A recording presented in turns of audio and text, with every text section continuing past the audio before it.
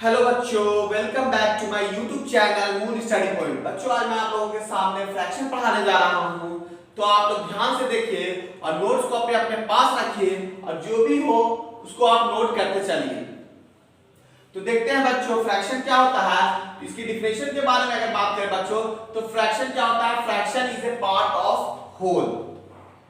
Fraction एक whole का पूरा पार्ट होता है, होल का पार्ट होता है। यहां पर देखिएगा बच्चों, हम यहां पर चार डायग्राम लिए हैं। अब इसको इसकी मदद से हेल्प से हम लोग ट्राई करने की समझने की कोशिश करेंगे कि फ्रैक्शन एक्चुअली में होता क्या है।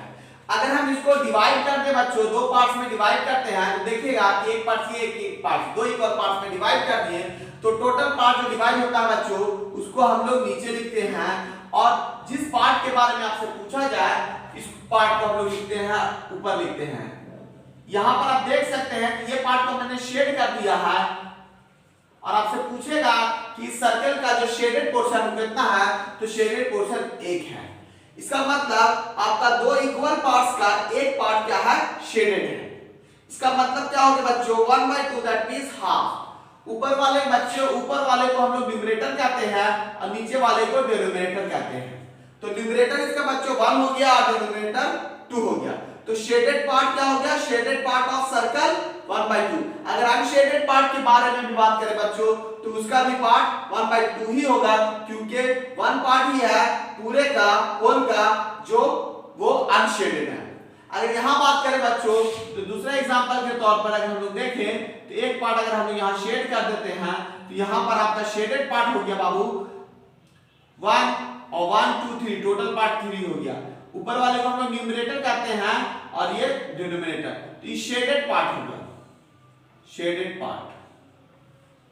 अनशेडेड पार्ट के बारे में अगर बच्चों बात करें, तो अनशेडेड पार्ट इसका कितना हो जाएगा? 2/3। अनशेडेड पार्ट 2/3, ये हो गया बच्चों अनशेडेड पार्ट, अनशेडेड पार्ट। अगर बच्चों यहां पर बात करें, तो इसको आप अगर ध्यान से देखिए, तो इसको हम लोगों ने क्या किया है कि 4 इक्वल पार्ट्स में डिवाइड कर दिया है, एक पार्ट इधर से एक पार्ट इधर। तो आप देख सकते हैं बच्चों, ये टोटल कुल पार्ट 4 था, इसके दो पार्ट्स को मैंने शेड किया है, तो इसका शेडेड पोर्शन कितना हो गया बच्चों? 2/4। दैट मींस 2/4, इसको अगर आप सिंपलेस्ट फॉर्म में कीजिएगा तो 1/2 आएगा। मतलब पूरे का कितना पार्ट है बच्चों? Half part. इसको कितना आप लिख सकते हैं? 1/2 पार्ट लिख सकते हैं। तो ये भी शेडेड पोर्शन हो गया। अगर इसके बारे में बात करें बच्चों, तो देखिए 1 2 3 4 पार्ट है।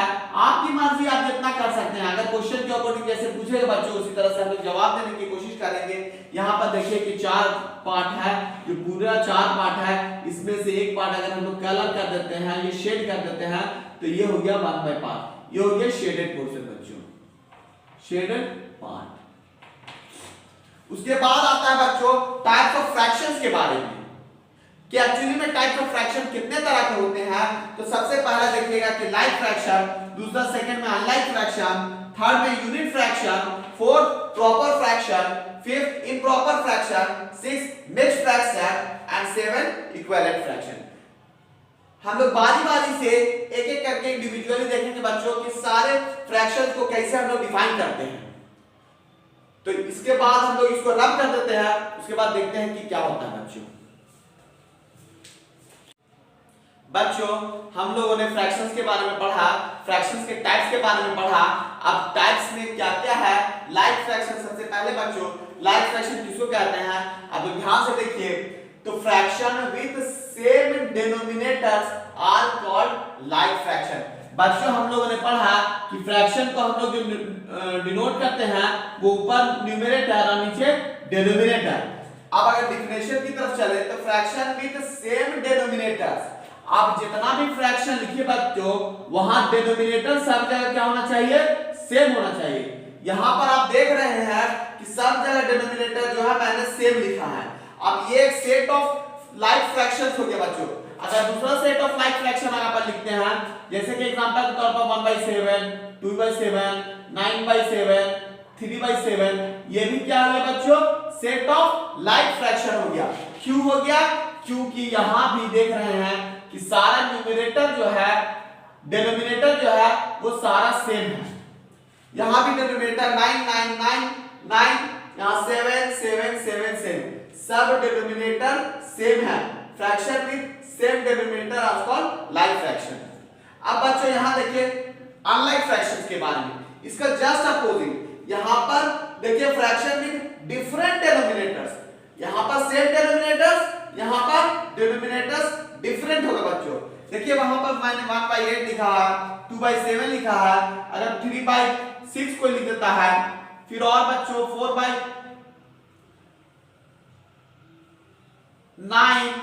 5/4, ये सब सारा एग्जांपल जो हो जाएगा बच्चों वो अनलाइक फ्रैक्शन का हो जाएगा, आप नोट करते चलिएगा। फिर यूनिट फ्रैक्शन के बारे में बात करते हैं, तो fraction with numerator 1 are called unit fraction. तो वैसा फ्रैक्शन बच्चों जिसका न्यूमरेटर 1 होना चाहिए। कोई भी फ्रैक्शन आप लिख दीजिए, उसका न्यूमरेटर अगर 1 रहेगा तो हम लोग कह देंगे कि ये सारा जो फ्रैक्शन है वो यूनिट फ्रैक्शन है। यहाँ पर आप एग्जांपल के तौर पर देख रहे होंगे, यहाँ 1/7 लिखा हुआ है, 1/6, 1/9, 1/4, यहाँ न्यूमरेटर 1 है और डिनोमिनेटर 7 है, इसका मतलब ये सारा जो सेट है वो यूनिट फ्रैक्शन का है। उसके बाद बच्चों proper fraction, a fraction whose numerator is less than its denominator. इसमें थोड़ा सा चेंज हुआ बच्चों, fraction whose numerator is less than denominator, वैसा फ्रैक्शन जिसका न्यूमरेटर डिनोमिनेटर से कम होना चाहिए, छोटा होना चाहिए, वैसा फ्रैक्शन क्या कहलाएगा? Proper fraction. आप यहाँ पर देख रहे हैं कि न्यूमरेटर ऊपर 3 है और डिनोमिनेटर 7 है, न्यूमरेटर डिनोमिनेटर से छोटा है, यहाँ भी न्यूमरेटर डिनोमिनेटर से छोटा है, यहाँ देखिए न्यूमरेटर 5 और डिनोमिनेटर 8, यहाँ भी हर केस में आप देख रहे होंगे कि न्यूमरेटर जो है डिनोमिनेटर से छोटा है। तो आप अपने से भी एग्जांपल लिख सकते हैं बच्चों, 7/50 लिखता है तो ये भी जो एग्जांपल हो गया वो न्यूमरेटर ऊपर छोटा हो गया, डिनोमिनेटर बड़ा है, तो ये भी प्रॉपर फ्रैक्शन का एग्जांपल। बच्चों हम लोग फ्रैक्शंस के बारे में पढ़ रहे हैं, तो हम लोगों ने प्रॉपर फ्रैक्शंस तक पूरे कंप्लीट कर लिए हैं। फ्रैक्शंस के टाइप्स के बारे में टोटल 4 तरह का टाइप्स अभी हम लोग पढ़ चुके हैं बच्चों। 5वां टाइप है इम्प्रॉपर फ्रैक्शन। तो इम्प्रॉपर फ्रैक्शन क्या होता है आप देखते रहिएगा, नोट जरूर कीजिएगा बच्चों, नोट कीजिएगा, आप लोग को बहुत हेल्प मिलेगा। A fraction whose numerator is greater than or equal to its denominator are called an improper fraction। कैसा फ्रैक्शन बच्चों? वैसा फ्रैक्शन जिसका न्यूमरेटर और न्यूमरेटर डिनोमिनेटर से बड़ा हो, तो वैसा फ्रैक्शन क्या कहलाएगा बच्चों? Improper fraction.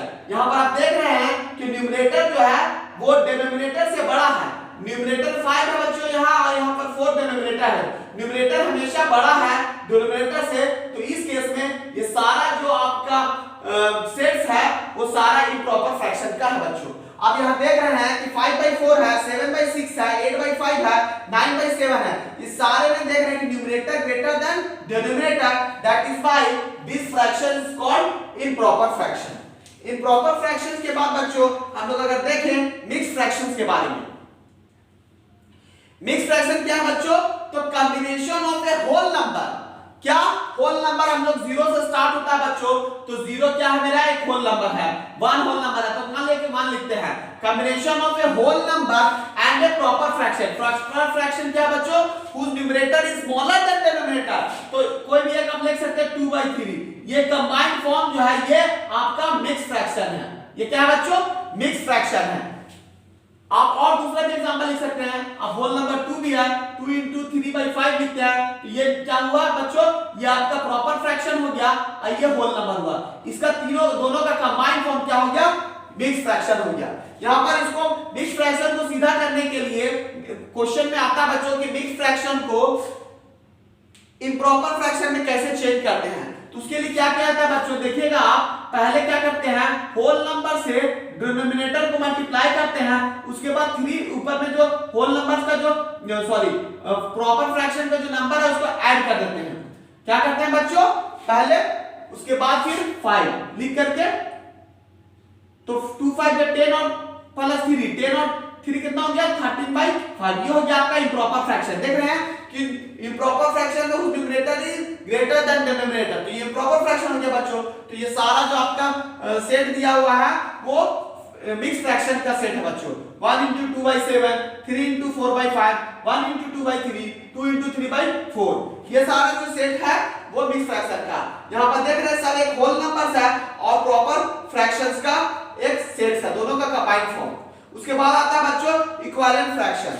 Equivalent fraction, equivalent का मतलब बराबर बच्चों, इक्विवेलेंट का मतलब जैसा इसका नाम है, इसका मतलब कि वैसा फ्रैक्शन जो आपस में बराबर हो, वैसा फ्रैक्शन जो आपस में बराबर हो। इसका डिफिनेशन का बात अगर करें बच्चों तो दोज फ्रैक्शन दैट हैव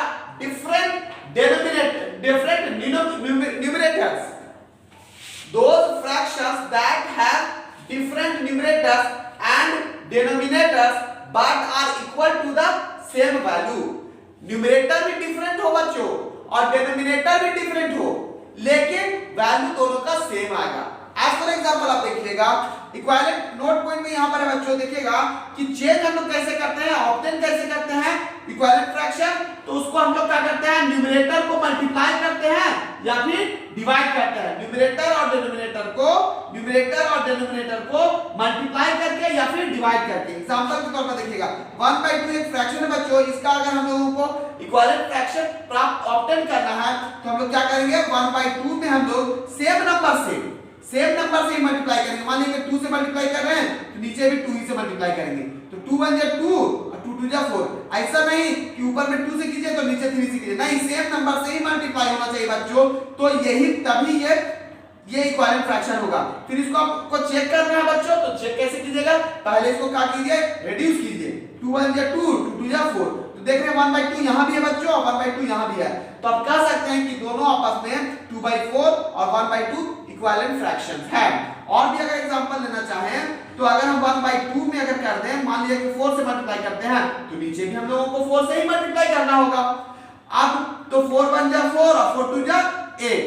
अब इसको रिड्यूस कीजिए तो 4 1 जा 4 4 2 जा 8, 1/2 आ रहा है कि नहीं बच्चों, तो इसका मतलब 4/8 भी 2/4 और 1/2 तीनों आपस में क्या है, इक्विवेलेंट फ्रैक्शन है। डिवाइड करके भी आप ऑब्टेन कर सकते हैं इक्विवेलेंट फ्रैक्शन को बच्चों। देखिएगा कैसे, अब लगते हैं 9 बाय मान लिया जाए कि 18 है, अब इसका इक्विवेलेंट फ्रैक्शन ऑब्टेन करना है तो 9/18 लिख दिया। सेम नंबर से दोनों को डिवाइड कीजिए, जो सेम नंबर से दोनों डिवाइड हो जाए। मान लीजिए 3 से अगर डिवाइड होता है तो 3 3 जा 9 आप लिख सकते हैं और 3 6 जा 18।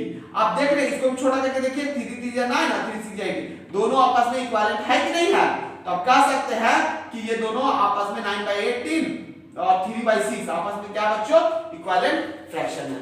तो मेरे ख्याल से आप तक जहां तक फ्रैक्शन मैंने जो भी पढ़ाया, फ्रैक्शंस के टाइप्स बताए, आप अच्छे से समझ चुके होंगे। अपने कॉपी पे नोट्स कीजिए और बच्चों इसको रिवाइज करते रहिए। तब तक के लिए इतना ही।